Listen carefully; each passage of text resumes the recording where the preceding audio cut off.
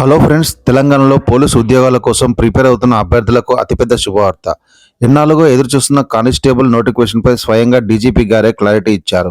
దాదాపు 14,000 పోస్టులకు భర్తీ చేయడానికి రంగం సిద్ధమవుతోంది.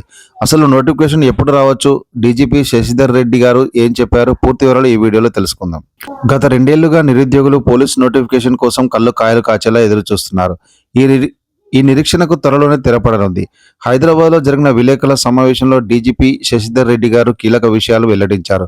ప్రభుత్వం దగ్గర ప్రస్తుతం 14,000 స్టైపెండరీ క్యాడెట్ కానిస్టేబుల్ పోస్టుల భర్తీకి సంబంధించిన ప్రతిపాదనలు సిద్ధంగా ఉన్నాయి. కేవలం సివిల్ ఏఆర్ మాత్రమే కాదు, ఇతర యూనిఫామ్ సర్వీసుల పోస్టులు కూడా ఇందులో ఉండబోతున్నాయి. నూతన సంవత్సరం కానుకగా లేదా ఆ వెంటనే నోటిఫికేషన్ విడుదలయ్యే అవకాశాలు చాలా స్పష్టంగా కనిపిస్తున్నాయి. ఫ్రెండ్స్, ఇక్కడ మనం ఒక విషయం గమనించాలి. తెలంగాణ వచ్చిన తర్వాత ఇప్పటి వరకు కేవలం 3 సార్లు మాత్రమే రిక్రూట్మెంట్ జరిగింది. మరోవైపు డిపార్ట్మెంట్లో చాలా మంది రిటైర్డ్ అవుతున్నారు. దీనివల్ల ఉన్న సిబ్బందిపై విపరీతమైన భారం పడుతోంది. వేలాది పోస్టులు ఖాళీగా ఉండడంతో పోలీస్ శాఖపై ఒత్తిడి పెరిగింది.